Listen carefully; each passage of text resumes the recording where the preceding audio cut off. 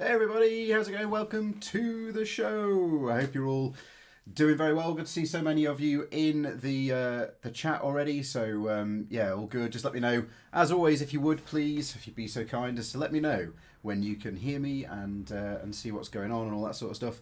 And I will then crack on. In the meantime, I'm just going to say hi to a few people who are in here. MB Moore, nice to see you. I've not seen you on the channel before, but good to see you. Where are you from, I wonder? Cam Wings, James, nice to see you. John Mansfield, Abergavenny. As always, I hope it's all not too wet down in the valleys at the moment. It's been very rainy. Who've we got? Will Hunt, terrestrial reconnaissance. Good evening. Yeah, still soggy. Thirsty ferret. I've got a Coke this evening, which is quite unusual, and on the water, as you know. But I feel like I need a bit of sugar. Shane Bradshaw, Sean from GEEKSVANA. Hello, sir. We'll be coming to you very shortly. Legwork. Hello, North Wales. Who else we got in? Big G, George, Big GRC and video, good to see you. Hasco74, not seen you before, welcome to the channel. Jonathan Andrews, likewise. Lots of people from Wales, lots of people from mid Wales, interesting. Must be the Williams in me, eh? Stephen Briggs, nice to see you over in Lincoln, sunny in Lincoln. I think we've stolen all your storms this last week, haven't we? So there we go.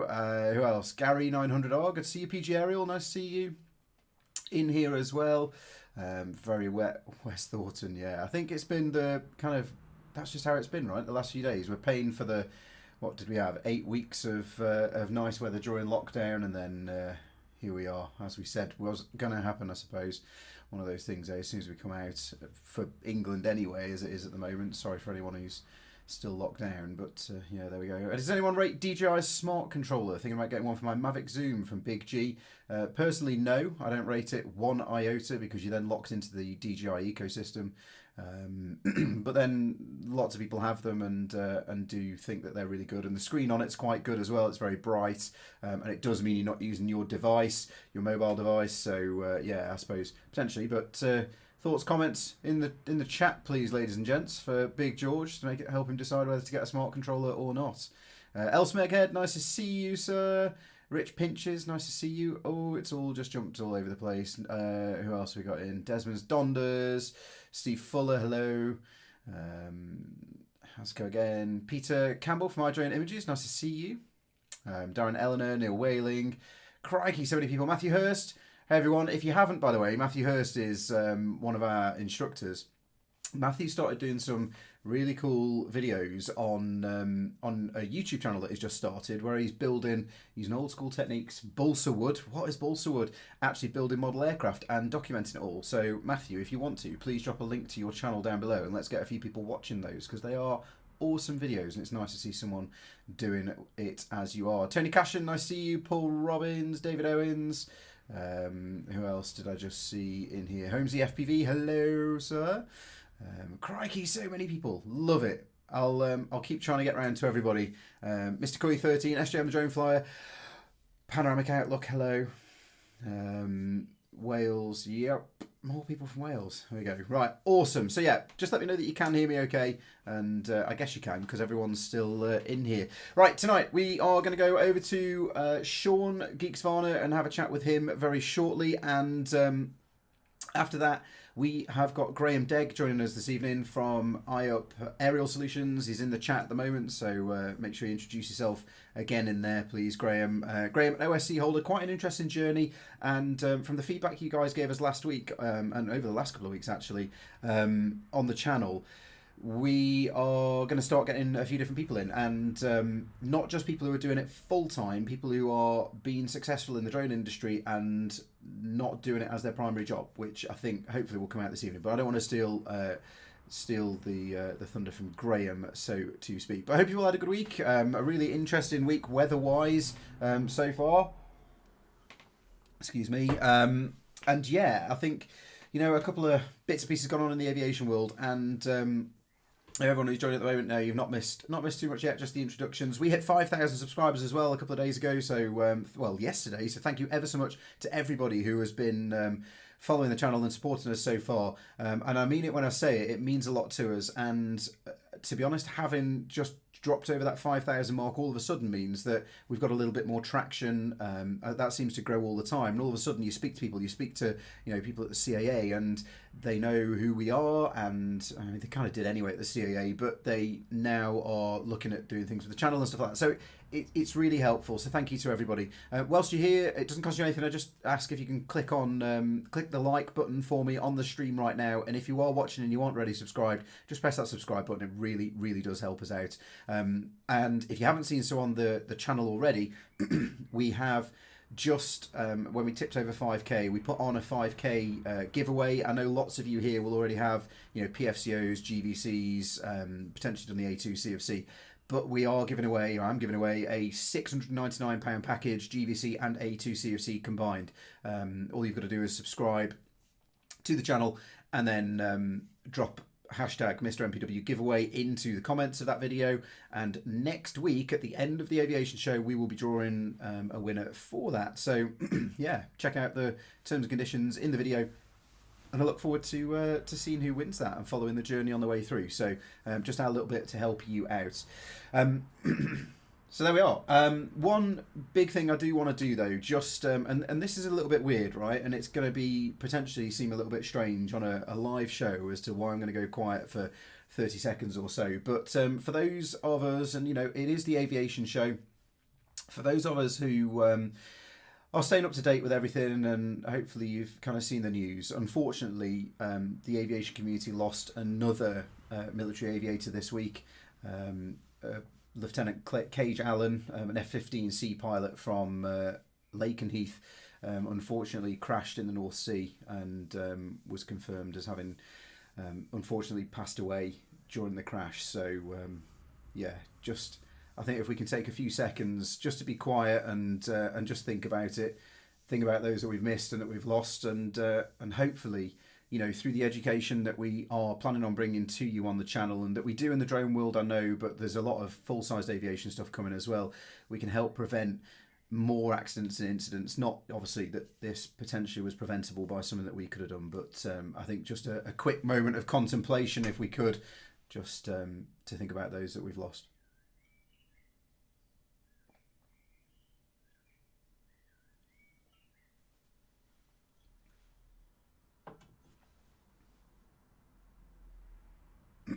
So there we go. Yeah, pretty sad, and it's one of those things. I think being in the military aviation community in particular, it's something that unfortunately does happen. We do. Aviation is intrinsically dangerous anyway, and then we go and do dangerous things in high energy maneuvers in complex aeroplanes and machines. So one of those things. But there we are. So that is about it from me at the moment. I'm going to give Sean a call and see what he has got to say. Here we go.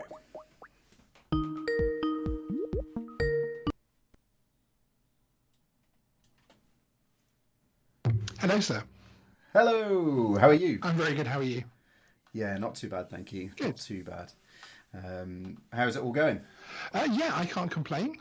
It's all going pretty well. Good. Are you? Have you been managing to avoid all of the bad weather over the last few days? I've avoided it from the point of view that I've stayed inside. Nice. Nice. But yeah. Was my videos frozen? Yeah, your video's frozen actually for some reason. Oh, that's very strange. Yeah.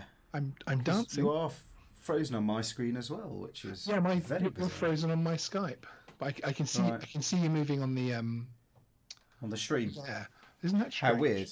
I will call you back in a moment then. Okay, I think. sir. 2 seconds. Cheers. Here we go. Like we say, it's the wonders of live broadcast, eh? Bear with me 2 seconds, everybody. Sorry, I'll try and get this working. It's not playing properly, is it, at the moment? Right, that is all set up properly. Let's see what we can do here. Pow.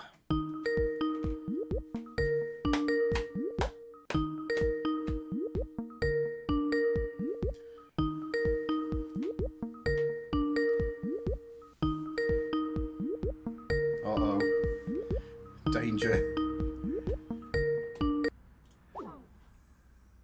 Is it another one? Is this another one where Sean isn't gonna? It's not gonna work. Sean, if you're watching, you might have to call in to me, mate. And for some reason, your camera is backwards. I think that's something on my end, probably. But there we go. Not a lot I could do. But there we are. So yeah, Sean's gone. Here we go.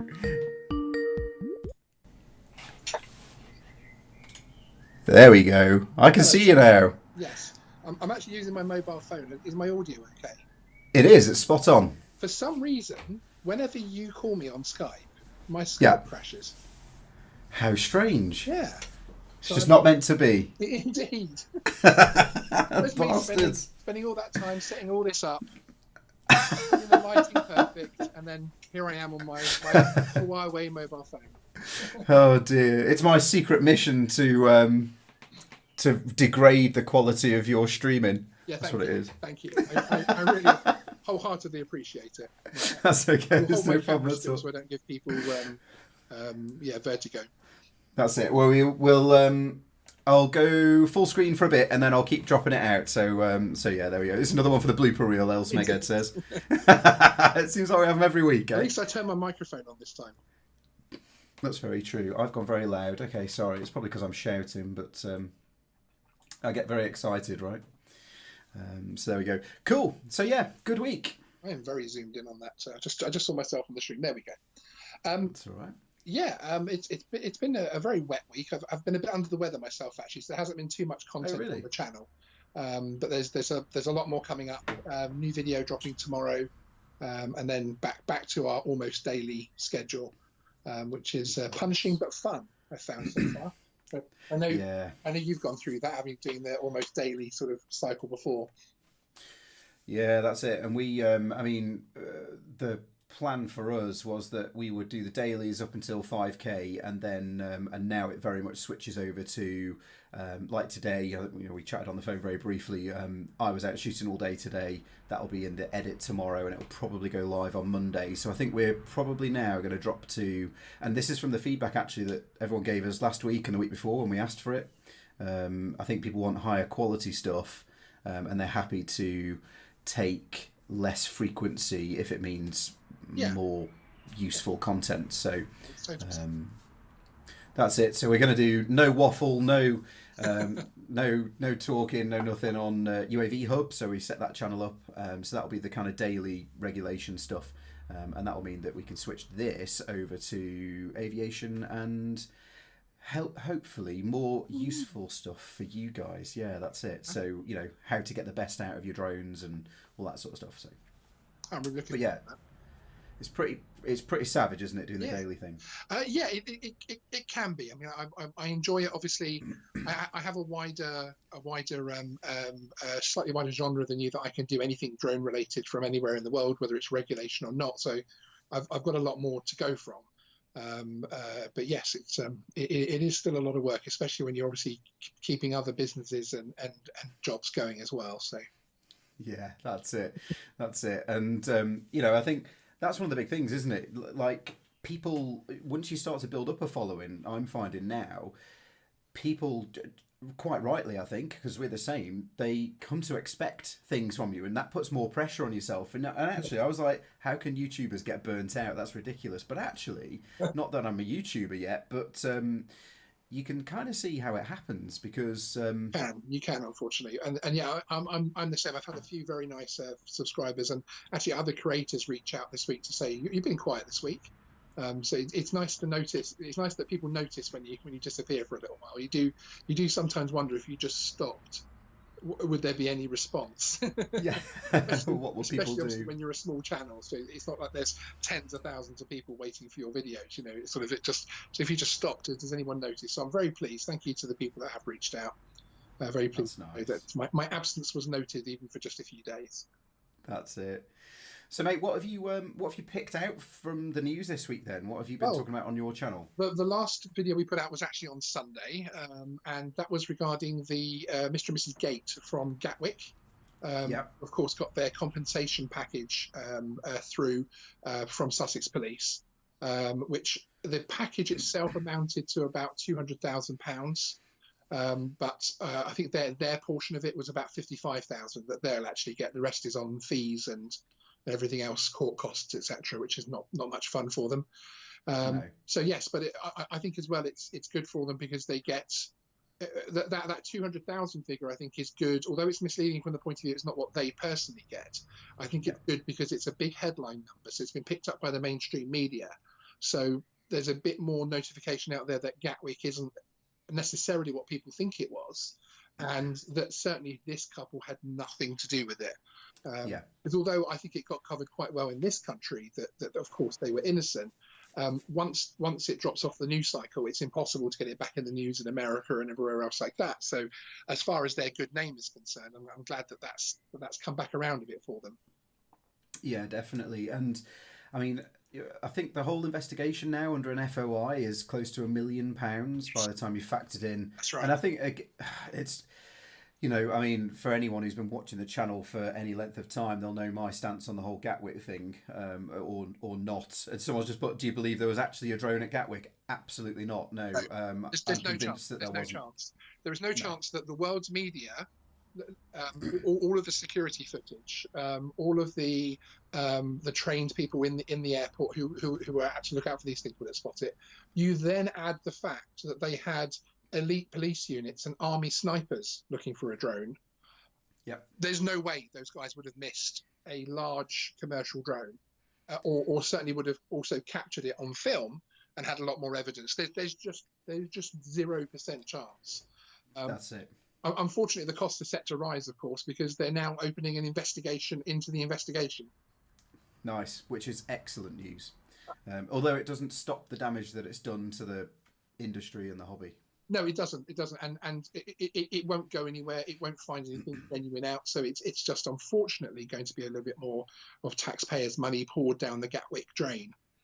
Yeah, that's it. Which is so sad, so sad.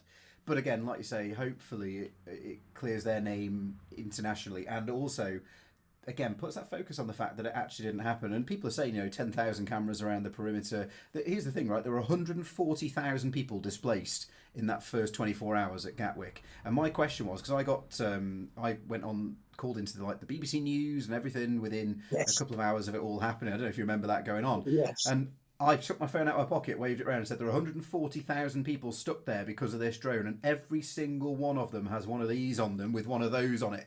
So exactly. How has someone not got a picture or a video of that at the moment, let alone, like you say, the elite teams and the snipers and everyone, and the pilots and the air traffic control, and who can spot things through a scope from a mile away, and hit that thing they're spotting from a mile away, all over the airport perimeter. So I just don't believe that we wouldn't have had more footage of it. You know, you don't want to go down conspiracy theories, but the fact that the sale of Gatwick went through that week and everything else like that ended up going through at quite a few billion less than it was supposed to. And other things like, you know, data centers at Heathrow and other airports going down that same week. You do have to wonder if the one thing that the Sussex Police did get right, which is when they came out with the statement that they believe it was an inside job. Then I think that's probably the one thing I can pat them on the back for saying publicly. Yeah, that's it. And you know, people saying, do you think it was a political stunt and things like that? I don't think it was political. I think it was commercially driven myself. If it wasn't hiding and I don't want to say too much because I don't know about this thing in particular because I was outside of the military stuff that I used to do at that stage. But certainly in the past, I know that we've given stuff to the media to stop other stuff going to the media, if that makes sense. So absolutely. Total sense. You know, yeah, absolutely. But it does seem to be commercial, and unfortunately, when there's a B at the beginning of the Ilians, you will now never find out the truth of what actually happened. So it is good from a human point of view that these people got some kind of justice, and certainly got their names back. And hey, as quite a few of the other drone channels have joked, 55k buys you a pretty decent drone these days. Yeah, that's it. You'd you know, it's they deserve that, to be honest, for being dragged out and photographs all over the press. 100%. That's it. So no, cool. Any other bits and pieces got going on? Well, we've got quite a few bits coming up fairly soon. We're also putting starting to do a little bit of tech news on the channel as well to broaden the scopes very, very slightly, but still drone related tech stuff. But yeah, I mean, there's news that the new Parrot Anafi, which is going to be the new version of the Parrot Anafi, which is going to be launched at the end of the month. That's going to be manufactured completely within the USA. So that's going to be an interesting one to see how the American buyers take to that, and to see if that really is the thing that will help switch off some of the DJI dominance. Although I have a feeling it's going to be more of a commercial grade drone rather than consumer. But yeah, that's really about it at the moment. Yeah, and I know we have inquired about getting stock of that, and at the moment, all of the stock has been pre-allocated, apparently, right, up until Christmas. So, if you can get hold of one, if you want one, then look to do it soon, or as soon as you can when they're announced, because exactly. I think it'll be a bit like the DJI, like the Mavic Air 2. I still can't get hold of those. That's right. Unless we go direct to DJI, which I understand they're actually the new Anafi UA, whichever it's way around it's called, is actually available in South Africa at the moment if you are a government agency. So some of the South African agencies have their actual hands on them at the moment, which I find interesting. Interesting. Again, not a bad move, a bit like we were talking with the kind of Skydio side of things, where they pushed it out to the emergency services first and got it in there. I think that seems to be quite a viable way for people to get in. And of course, did you see the, I'm sure it was the Parrot marketing collateral, which was all about the anti-DJI trust that's thing. In our video tomorrow as well, actually, to see. Right. Because that's what dragged me back to wondering if it is a consumer grade drone, because they're calling out DJI as it were. But that was certainly ill conceived, if not borderline racist. It was a little bit strange. I wonder if it got lost in the translation department over in Paris, whether it was actually absolutely hilarious and spot on in French, but then somewhere along the lines of translation, it's just got completely lost and is rather inappropriate. Quite possibly. Yeah, very interesting. Well, mate, thank you ever so much.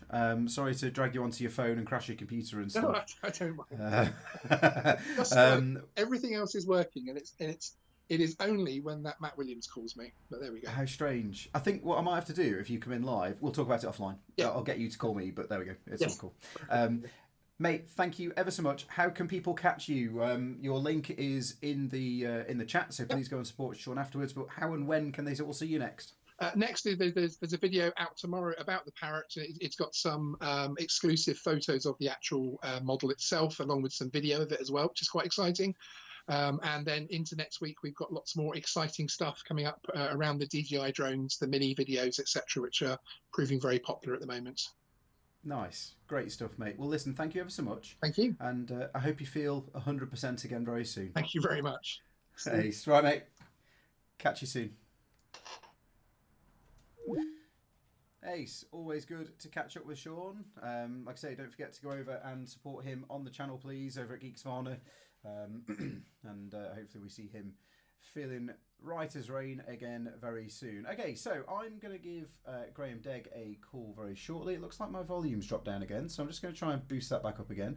Hopefully that gets it back to about normal levels, but let me know if it's miles away. As always, if you do want a question answering, I will try and go through them, but we do get lots of comments in, and I'm trying to kind of work and talk about other things as well. So to make sure I can see them, if you would like to support the channel, then please consider doing the super chat or a super sticker. Again, it'd be much appreciated from our point of view. It helps us to bring more stuff to you, but also means that genuinely I can see your stuff, and it makes it stand out. So there we go. Right, what have I got coming in? Any good recommendations or any recommendations for a good drone magazine to purchase? I think pretty much the only one I'm aware of myself is the Drone User magazine now, that's in print anyway. So yeah, again, Drone User magazine, Stephen Timewell. runs that one. Lots of big operators in the UK and smaller operators kind of put content into that, so it's quite a good community one. So that might be worth considering. Echo Alpha, we should all be lawyers. Absolutely. 155 to them, 55 to whatever it was to everyone else. Hop photo video. Can you explain a video? CAA UK different DJI flying zones, authorization, warning, enhanced altitude. Stay tuned to the channel. That is exactly what I have been out and about shooting today, trying to fly a drone outside the fence at RAF Turnhill. Not actually trying to do it, but you know what I mean. So there we go. Is there any word, Dan McCarthy, welcome to the channel. Is there any word on EASA compliant aircraft from any manufacturers? No, in a word, and we are not getting anything from them. Now, interestingly, I did see a photograph that someone sent me of a drone they own, a very small toy drone that had a C0 with the wings exactly as per the EASA drone category markings. When I did a bit of digging into that, it hasn't actually been certified yet, so I don't know how or why that got there. But so they are potentially out there, they are potentially being looked at, but I don't think there's anything particularly that we are aware of at the moment. So there we go, just coming down. Yeah, we covered Gatwick, so that's cool. I'm quiet now. Yeah, sorry, I caught that one, I think. That should be good.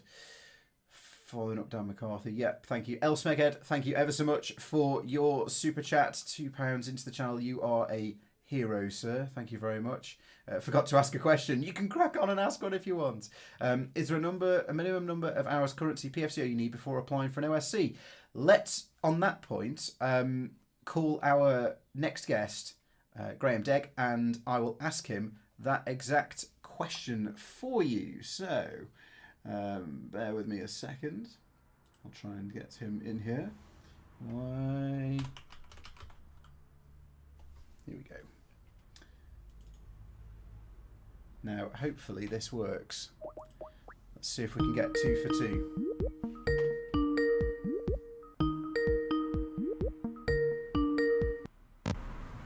Here we go. Is it going to work? Yes! Here he is, the man, the legend. Hello, Matt. Oh, we had video. There we go. Hello, mate. How are you? Yep, not too bad. Not too bad. I can't see you. Can you not? No, I can, sorry. Fortunately, over here I've got some backup. You've got the stream on. Okay. There we are. Well, we're definitely here, mate. We're all looking good, hopefully. So there we go. Love the jigging. Excellent. That's Chris from Pesky Seagull. But yeah, everyone, this is Graham Degg from Eyeup Aerial Solutions. A very tight haircut going on. A bit of banter from the last couple of weeks, if you've been following Graham on any of the social stuff. A DIY haircut, someone says. Absolutely. It is a dog clipper haircut. Love it. There we go. Yeah, Echo Alpha. So we've got Adam in from Echo Alpha, and he says, "Good to see you've had a haircut, Graham." So I'm guessing he's following you along as well. There we go, mate. So thank you for joining us this evening. It's much appreciated getting you on, because I know you're really busy doing other bits and pieces, and I think that's actually one of the most interesting parts about your journey is that we've had a few other people on who Peter Ayres and Will Glover and people like that who are doing it full time. Now we've had the guys from Echo Alpha who do other stuff as well, but a big part of what they do is drones. For yourself, I think fair to say this: you have a day job, which is very much I'm all in day job. I do. It's full-time operations director for a small manufacturing company that sort of produces kit for, strange enough, for television broadcast, for audio monitoring and control equipment. Okay, and I know you do a lot of traveling around the globe for that. You've got offices all over the place, so it's now, but yeah. Not now, yeah, that's it. Quite quiet now, weird. Oh dear.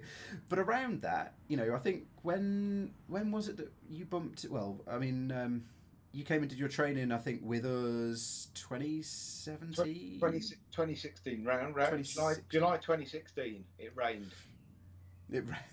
Standard. That's it. And got your PfCO from that? So that was whilst you were doing your other work as well. No, that at that time I was unemployed, which is why I was right. I was made redundant October 15. Immediately spent my time spending redundancy money and just chilling out. Really worked at a local cycle cafe, helped set up a cycle club, did all those things. And then 2016, I felt like I ought to be doing something useful with my time, so set up Eyeup. And then shortly after, in 2017, ended up finding full-time work. Nice. Okay, so around that then, and this is where I think your journey from a kind of an operator's perspective gets really interesting, because when you came through the course, it was, I mean, we had an OSC, we'd helped a few other people get OSCs. It was very, very much, you know, a closed group, an old boys club, I suppose, if you like, in a way. And there were a handful of us that had OSCs, and the CAA at that point had said, we will never issue an OSC to someone who hasn't been flying for 12 months and is flying a cheap off-the-shelf system and a quadcopter. What did you go off and do? Got an OSC under 12 months with a cheap off-the-shelf quadcopter. Well, it wasn't that cheap. It was an Inspire one, but yeah, just went and got one. It was a little bit harder than that. Took a lot of work to write it. And to answer the question that was asked just before you came on, I think I'd got 35 hours flying under my belt, of which probably 10 were doing anything vaguely commercial in congested areas, and most of that was spent on a roof at Heathrow doing the first work within Heathrow's perimeter. Nice. And I think, you know, that in itself, like, you know, what an achievement, because it genuinely was something that we'd been asking about and pushing for and trying to get the CAA to see that the risk was quite low actually in those systems then, and it had been proven to be so. You know, and it shouldn't be this elite qualification for people. It should be the next, not the next step, because that's not the way it should be thought about really, but it is an option that's available to people if they're willing to put the work in. Yeah, I think if you're working in the sort of environments where you are constantly having to knock on a lot of doors to get permissions in place, and if you're in cities, then generally you're doing that. Then it is a logical. We'll avoid saying next step, but it is a logical thing to look at the option. And I just happened to. I've done the Heathrow job. That I think I'd got a boost of confidence by sort of getting my ops manual through you guys first time round. I don't think I got any questions back from Tom on that. And then I sort of did the safety case for the Heathrow job. That gave me another big boost of confidence. And then at that time in the December, I think it was, DJI launched GS Pro. And everybody was looking at the waypoint and the mapping as being the tools for commercial operators. And the virtual fence part of it was looked at as something you might use to train somebody to fly a drone. And I just looked at it and thought, well, that's something I can use to control where the drone is. I wonder if I can convince the CAA that that's the basis for an OSC. So just went and did that. Nice. Really good, mate. No, that's cool. And Danny Carter, thank you ever so much for your super sticker, much appreciated. I've got DH Drone Filming, so I've got a couple of questions coming in. If you can probably see those on your iPad on the side there. DH Drone Filming, what's an OSC? Big G's dropped in operating safety case, but it's a good shout, I suppose, because a lot of people, you know, potentially recreational coming in here and watching this, potentially not aware of it. So when you go through the normal training system, you would get do your course and get a permission for commercial operation from the CAA, which allows you standard permissions, as we would call them. If you want to get closer, and like Graham was saying, if you find yourself in a place where those permissions mean you've got to speak to 20 houses around where you're working, there is an option to get effectively enhanced permissions from the CAA, and to get those you have to create something called an operating safety case. So the OSC, the operating safety case, is really, I suppose, the way to say to we've talked about it in the past at the seminars and things we've done, is that it's a document, a 3-volume document that you create, and then the CA will look at that, the aircraft systems you're using, and you and / the company as a whole. They'll look at those 3 things generally to decide whether to give you the enhanced permissions that you've asked for. So, so yeah, hopefully that wraps that up for you, DH. You know, and like I say, it is. I think, Graham, it's fair to say, right? It's the thing that seems to make the top operators stand out now. Yes, yeah. There are, I guess, there's levels of operation now. Some jobs you can do. If you're doing all agriculture, then you don't need an OSC, and nobody's going to expect one. I think I'm aware that there are clients out there now who are, just as they've become slowly aware of the PfCO, they've become aware of the OSC, and they're asking for pilots with OSCs. Yeah, that's it, and it's purely accidental. Actually, there's no kind of intention behind it. But everybody we've had on the show so far is an OSC holder, and like I say, that isn't because we've designed it that way. It's purely because when we're looking at the people that I think will bring interesting content to the channel, and that people who watch the channel will be like, I want to do this and do it properly. It's you guys with the OSCs that are smashing it out of the park generally, that, you know, are getting the work in. So yeah, it's definitely does, I think, delineate the normal operators. No disrespect to anybody, from the people who are at the top of the game. My work's a little bit unusual because of the part-time nature of it, shall we say?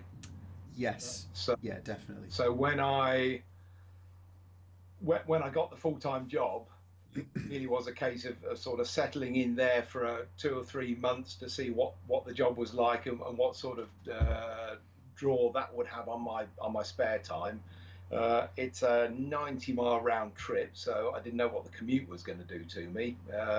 As it turns out, during COVID-19, not a lot, because I stay at home, so I'm locked pretty much in this room most of the time now. Yeah. Once I'd sorted that out, then I realised that there were certain things I couldn't do. I couldn't advertise myself widely as I was doing to go and fly jobs on a weekday basis on construction sites and the like, because I just wouldn't be available. I didn't have the time available.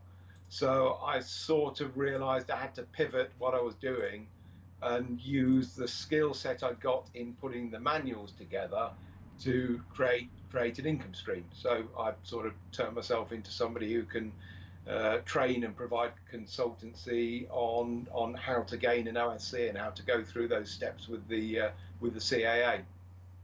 Yeah, and this is another thing that I think is, again, it's a reason I wanted to get you on. So, you know, it was so important to have you come on here, because again, I talk a lot to people, and when I do the business mentoring that I do for, you know, people who've been in the 2 Comma Club and things like that, who've come to the round table sessions that I do, and the individual businesses that I've mentored when they've asked me to, they all say, well, how do we make money in this? And it's like, well, what's your superpower? What can you do that is your thing, right? Mine is being able to talk for Britain, and I've kind of turned that into then teaching, because I've got the knowledge to do it, and now doing the kind of channel and the live stuff.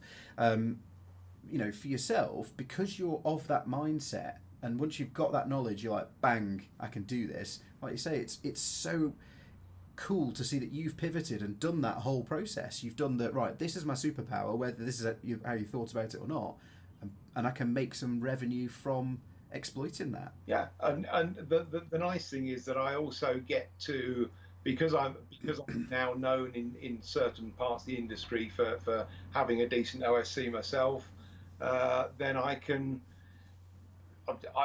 fly for other people. Those people either haven't got an OSC and aren't going for an OSC, or they are looking to get an OSC and they've come to me for training or consultancy. But you know, it can be quite a long process getting one, and they're in that gap before they get one. If a job comes up where they need somebody to fly, they know I can do that for them. So a small drip feed of jobs that sort of keep me current, and means that I'm still an operator who is operating and using my skill set. But they know the limitations. They know I'm a weekend warrior, basically. Yeah, no, that's. But the thing is, right? You say that, but even so, with that being the case, you're still managing to kick ass and take names and get that work in. And you know, we talked about this. So for those who don't know, Graham and I hosted and ran an OSC seminar last November. Can you believe that was November last year? That we did for free for about, I think it was about 55 people in the end turned up, close to 60 people, and we put that on. Graham kindly came and talked there and chatted about the consulting that he does that we'll come on to in a moment. But again, it was very interesting. I think like for us, and what we told people there, it's the marketing element of having an OSC, not just the mechanics of having it. It's the fact that you can say, I'm an OSC holder, even if people don't use that, it means that they come to you to do the white label work because they know that they can trust you to deliver and deliver safely. Yeah. And that's where most of our work as aerial motion pictures, which, you know, it doesn't exist now because we're concentrating on the training and we concentrate on doing this and this is what's taking my time up. That's where our work came in. It was white labeling for other companies who didn't have OSCs in place. And we just said, go and get that work in, and we'll facilitate it and wear your t-shirts. Yeah, absolutely. I've got I've been able to grow a small network. It's always going to be small scale because of the sort of part-time thing. But I've got a small network of operators now, and that will grow. That they will come to me and ask me if there's somebody in their area who can do a drone job. So yeah, I will point them to one of the other guys in the network. And you know, some guys pull in an awful lot of work. I was talking to one earlier this evening, and he farms work out, and so some of the guys have done very well out of his workload. Yeah, no, it's I personally, and you know my thoughts on this, but for everyone who's watching, that is where I think you need to go. Like that is, if you want to be serious about this, if you want to do it properly, it is getting yourself up to the level of having an OSC or operating under an OSC, and you know, using that as a tool. And I can see lots of questions coming in. When we're finished and wrapped up with Graham, I will stick around for kind of 5 or 10 minutes and go through those, answering your questions about the OSC and the process and things like that.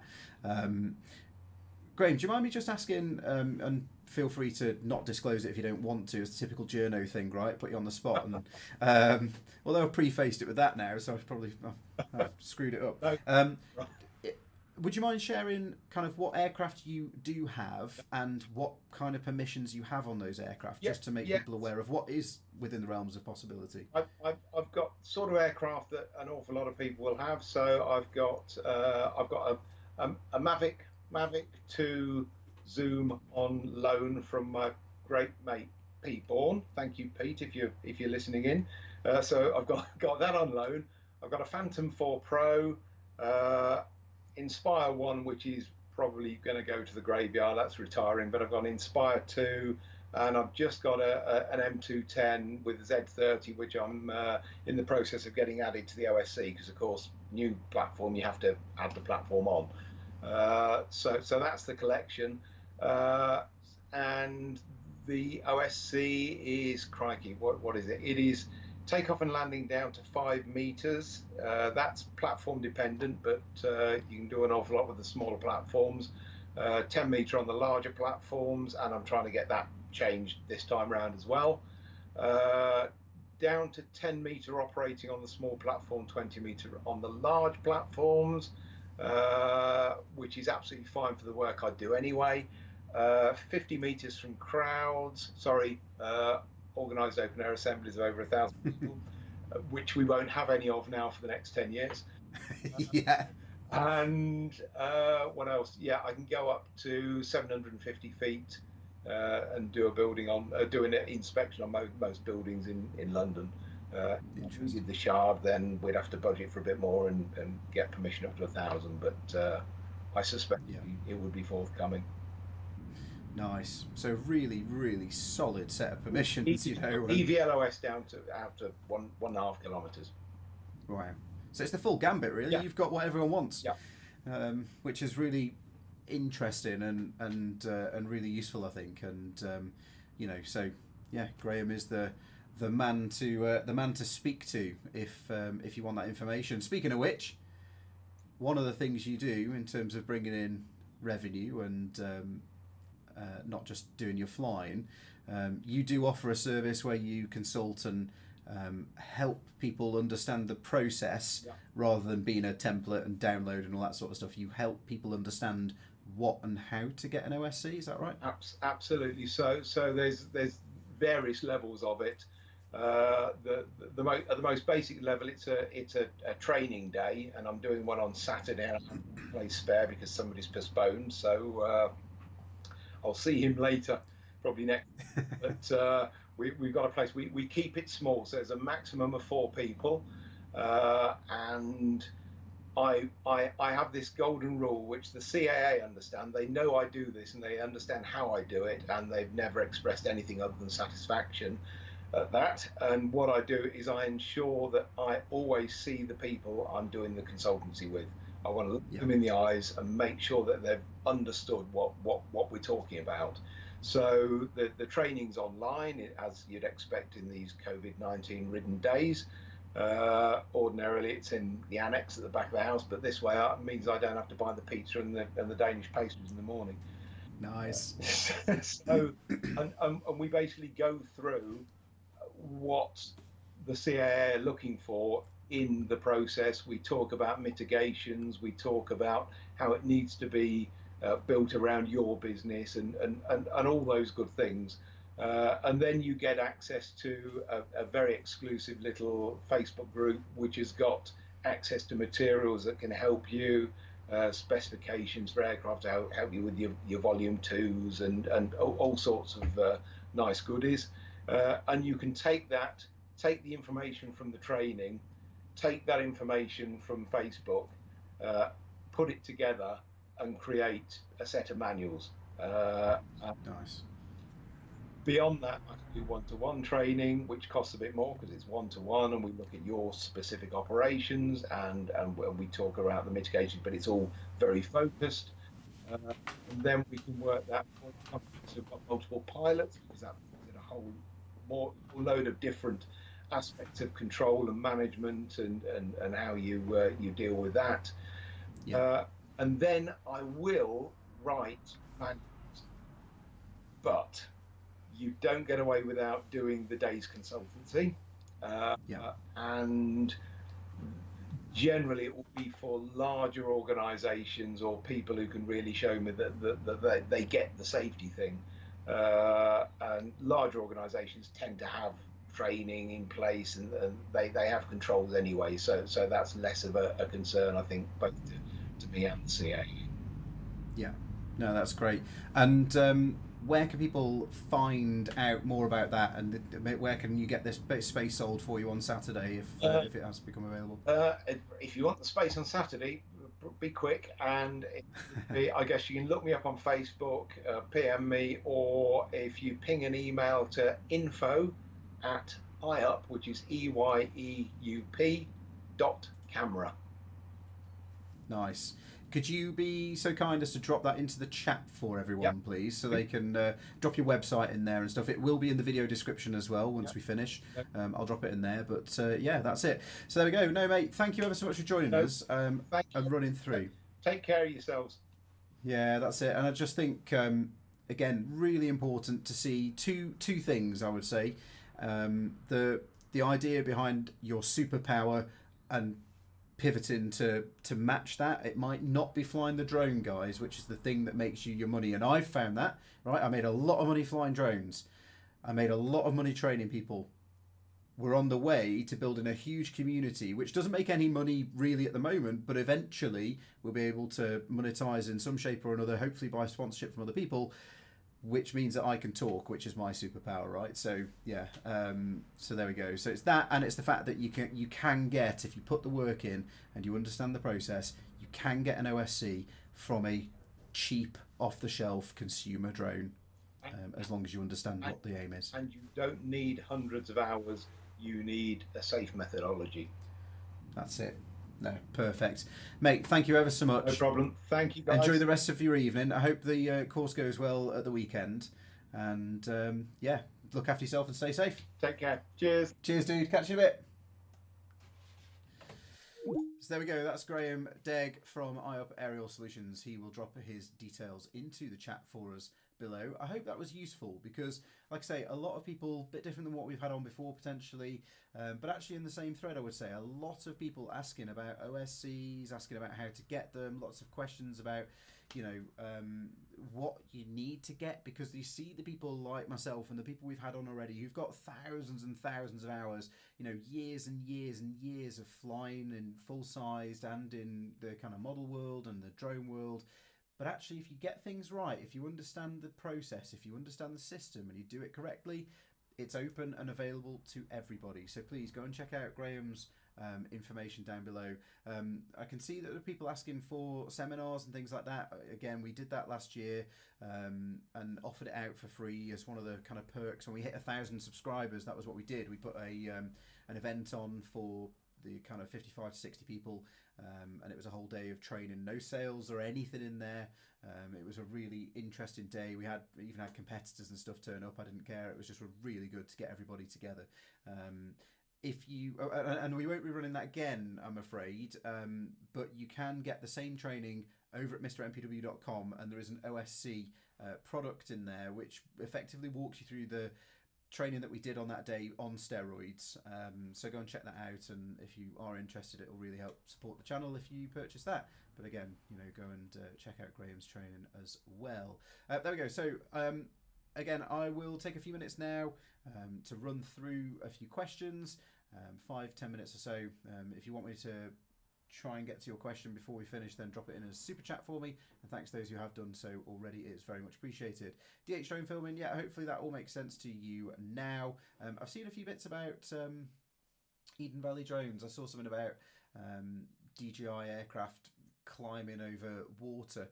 If you've got the sensors switched on and it sees certain things, you know, contrast against the water, then it will climb. The only way to stop it doing that really is to turn the sensors off, but that probably has come up later on, and it will do it randomly, particularly if the water is smooth and calm. Coming further down, yeah, Steve Fuller's jumped in and said that. Thank you, Steve. What's the outline process for obtaining an OSC? From Dan McCarthy. Hopefully that kind of has been spelled out for us now. If not, then let me know and I'll try and re-emphasise that for you.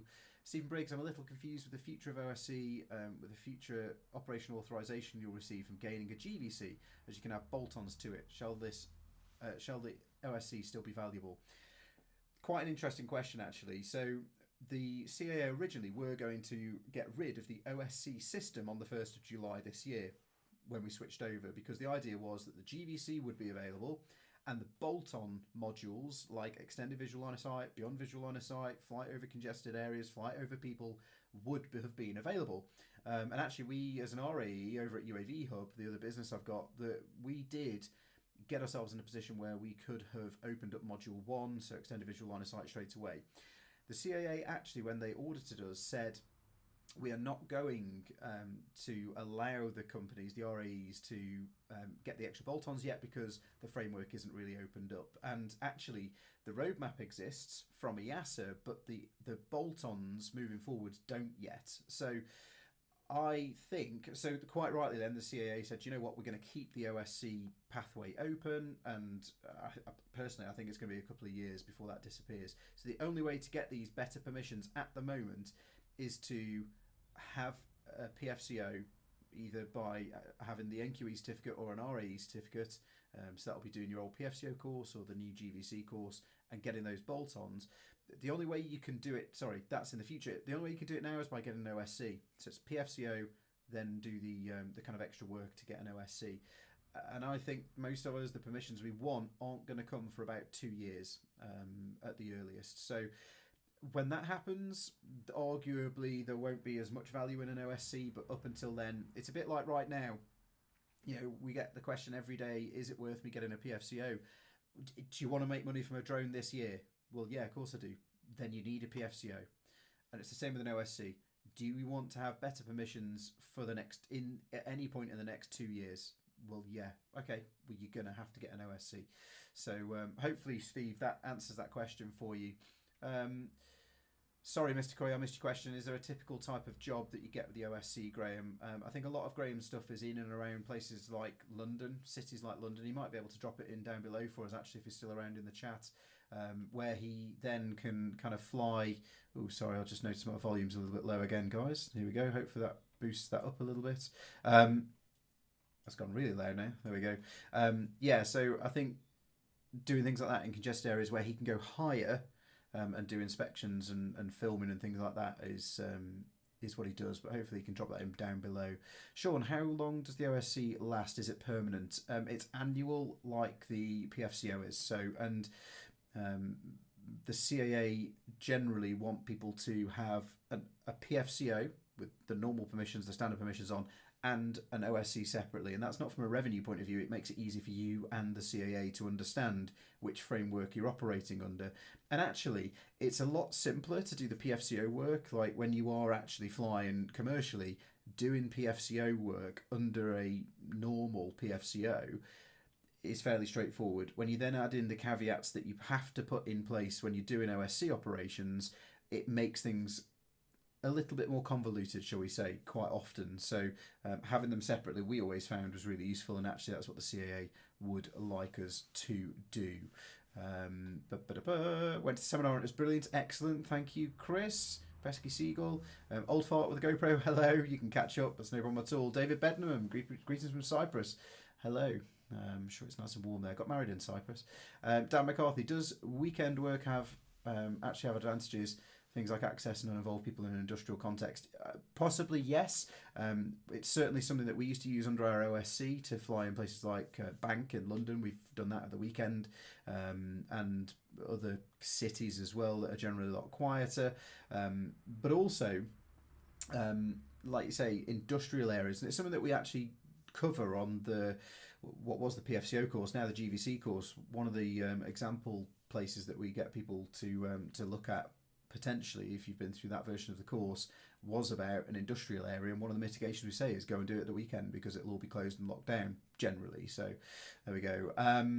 Cool. I hope you do more seminars when we can meet. Yeah, me too. One day we will, I'm sure, and it won't be too far away, hopefully. Hasgo74, how do we get in contact with Graham? Hopefully when I get down there, Graham will have dropped his information in down below. Cam Wings, will the GVC bolt-ons have similar permissions to the OSC? Yes, they will eventually. What else have we got? Else Meghead, that interview needs to be posted on the Mavic Mini Facebook groups. They think they can all fly at those heights and distances already. Yes, indeed they do, and I keep getting shot down for telling them that they're not allowed to. There we go. Mark Burnham, welcome. That's all good. I'm glad you enjoyed it. Dan McCarthy, cool. Rutland Aerial Photography volume's down again. Sorry, I think I've got that back up again. Askham Magic Productions Limited. Hi. On the course at the moment for GVC. If I want the ability of the OSC, do I need a PfCO? Hopefully I just answered that. Yes, you will need a PfCO first, and then you can get that as well. Orwell Davies, no, you can't. You won't be able to. No, because the A2 isn't designed to be, it doesn't give you a permission from the CAA. It gives you a certificate that we're authorised to give you as an RE on behalf of the CAA. So you haven't technically got standard permissions, and you would need those first. So it really is GVC and then on from there. Big G, Matt, I think all of us here at UAV Innovations need to spend a week at the UAVHUB offices to get what we need to take us forward. Yeah, that's it. Well, when we're able to, you're more than welcome to. That's no problem at all. Hasco74, do I believe off-qual level 5 helps your progression? Absolutely not. No, and I actually have got a video on that on the channel, and I will try and get a... I'll try and drop a link to that in the chat here. To be honest, there is no... we've worked all over the world. We've worked for some of the biggest companies in the world doing drone training and drone operations, literally all over the world, under some incredible permissions that we've got ourselves. At no point has anyone ever, or would anyone ever, ask us for an off-qual level 5 qualification in drones. Maybe in years and years and years down the line it becomes something that we need, but for me, that is, it's, you know, it's like going and getting a non-vocational degree. But I've done a whole video on it. I'll drop a link to that down below. Stephen K, yeah, see people saying don't in the thing, and we've had people who have done the off-qual 5 and off-qual 4 courses, and then come across and trained with us and said, wow, you know, it's we're glad that we found you guys, because we didn't benefit from that one bit.